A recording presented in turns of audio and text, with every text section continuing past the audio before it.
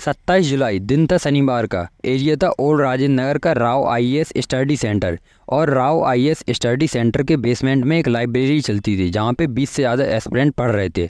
और पूरे राजेंद्र नगर के इलाके में 3-3 फुट पानी भरा हुआ था।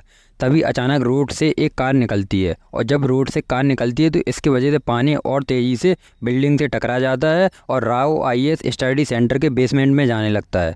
पानी उस बेसमेंट में इतनी तेज़ी से जाता है कि पूरा बेसमेंट अचानक से भर जाता है, और जो बच्चे वहाँ पे बैठ के पढ़ रहे थे उन लोगों को बाहर निकलने का मौका ही नहीं मिलता। इसके बाद एमसीडी और पुलिस को सूचना दी जाती है, और फिर इसके बाद एक ऑपरेशन चलता है, और रात को 1 बजे तक पता चलता है कि इस पूरे मामले में 3 बच्चों की मौत हो गई। एमसीडी और एनडीआरएफ को बेसमेंट से पानी निकालने में बहुत ज़्यादा समय लग गया, और इसी की वजह से 3 बच्चों की मौत हो गई।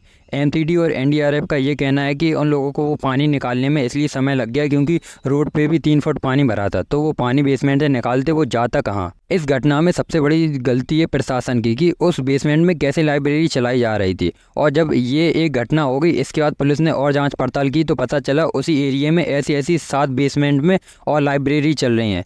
हर बार इंडिया में जब कोई बड़ा एक घटना हो जाती है इसके बाद ही पुलिस अपनी जांच शुरू करती है, और अब इतना बड़ा मामला हो गया, इसमें 3 बच्चों की मौत हो गई। इसके बाद एमसीडी इल्ज़ाम प्रशासन पे डाल रही और प्रशासन एमसीडी पे इल्ज़ाम डाल रहा है।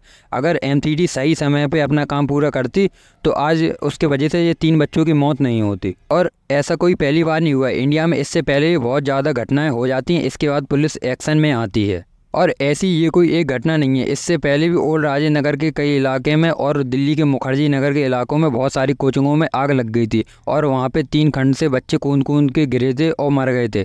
ये कोई एक घटना नहीं है, दिल्ली में आए दिन और हर 6-6 महीने के टाइम पीरियड में ऐसी एक ना एक घटना होती रहती है। कहीं किसी बिल्डिंग में आग लग जाती है और बहुत सारे बच्चे मर जाते हैं, कहीं किसी कोई बिल्डिंग बेसमेंट में चल रही होती है उसमें पानी घुस जाता है, उसके कारण बहुत सारे बच्चे मर जाते हैं।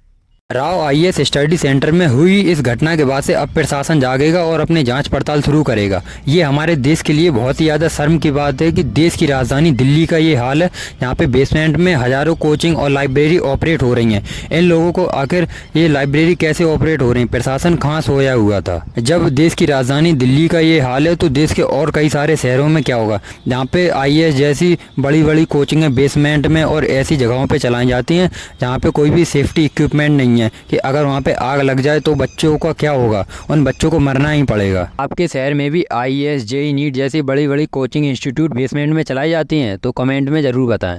प्रशासन यहाँ पे इल्ज़ाम डाल रहा है कि ये पूरी गलती राव आईएएस स्टडी सेंटर की है। राव आईएएस स्टडी सेंटर की तो गलती है ही कि वो लोग बेसमेंट में लाइब्रेरी ऑपरेट कर रहे थे, लेकिन इसमें एमसीडी की भी गलती है कि अगर सड़कों पे पानी नहीं भरा हुआ होता तो फिर ये घटना होती नहीं। और प्रशासन की भी इसमें गलती है कि प्रशासन कहाँ सोया हुआ था।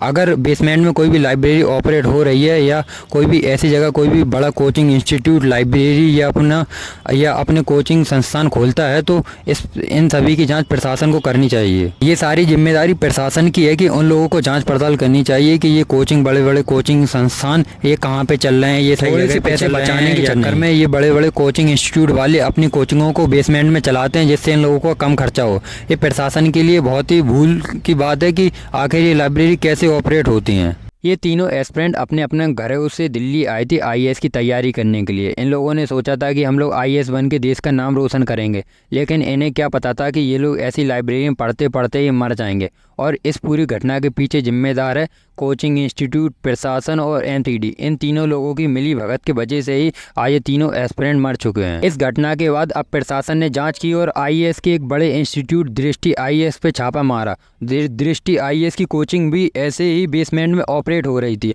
और ये कोचिंग ऑपरेट करते हैं विकास दिव्यकीर्ति। विकास दिव्यकीर्ति आईएएस के बहुत बड़े टीचर हैं, और जब ये सोशल मीडिया में आते हैं तो बच्चों को ज्ञान देते हैं कि हम लोगों को नियम मानने चाहिए, हम लोगों को ये करना चाहिए वो करना चाहिए, और ख़ुद ये अपने इतने बड़े कोचिंग इंस्टीट्यूट को बेसमेंट में चला रहे थे। और जब ये घटना हो गई इसके बाद से विकास दिव्यकीर्ति लगातार 3 दिनों तक गायब थे, और अब मीडिया के सामने आके बच्चों के सामने सफाई दे रहे हैं, कह रहे हैं कि अब आगे से हमारी कोचिंग बेसमेंट में ऑपरेट नहीं होगी। और ऐसा ही सेम कुछ हाल है खान सर का। खान सर भी पटना में एक ऐसा ही बहुत बड़ा इंस्टीट्यूट चलाते हैं, और जब एसडीएम खान सर के पास गए उनकी कोचिंग इंस्टीट्यूट की जांच पड़ताल करने के लिए, तो खान सर की कोचिंग में जो काम करने वाले लोग हैं और लोगों ने एसडीएम को और उनकी टीम को 10 मिनट तक इधर उधर टहलाया। इसके बाद उन लोगों ने एसडीएम को खान सर से मिलवाया, और जब एसडीएम ने खान सर से कागज़ों के बारे में पूछा कि आप इस इंस्टीट्यूट को चला रहे हैं, आप इसके कागज़ दिखाइए, तो खान सर ने एसडीएम को टहला दिया और कहने लगे कि हमें कुछ दिनों का समय चाहिए, इसके बाद ही हम कागज़ दिखा पाएंगे। ये आईएएस के जितने बड़े बड़े टीचर हैं, विकास कीर्ति, ओझा सर और खान सर, ये बच्चों को ज्ञान देने के लिए सबसे पहले आते हैं। और जब ऐसी कोई घटना होती है ये सारे लोग, एक भी लोग नहीं बोलते हैं और ये सारे लोग गायब होते हैं और ये सारे लोग घटना के बाद से गायब रहते हैं। खान सर, विकास कीर्ति और ओझा सर, ये लोग दुनिया के सामने तो दिखावा करते हैं कि हम बहुत ही अच्छे टीचर हैं, और ये लोग खुद अपनी अपनी कोचिंग इंस्टीट्यूट को बेसमेंट में ऑपरेट कर रहे हैं, और इन लोगों के पास अपनी कोचिंग इंस्टीट्यूट चलाने के लिए सही से कागज़ भी नहीं है। अगर जहाँ पे ये लोग आईएएस की कोचिंग चलाते हैं, अगर वहाँ पे भी अगर ऐसी कोई घटना हो गई तो वहाँ पे कितने लोग मरेंगे, और इसका जिम्मेदार कौन होगा? विकास कीर्ति, खान सर, या प्रशासन, या कौन होगा इन बच्चों की मौत का जिम्मेदार? आपको क्या लगता है कि इस पूरी घटना के पीछे सबसे बड़ा जिम्मेदार कौन है? कोचिंग इंस्टीट्यूट, या पुलिस प्रशासन, या एनसीडी? आप अपनी राय को कमेंट में ज़रूर बताएं।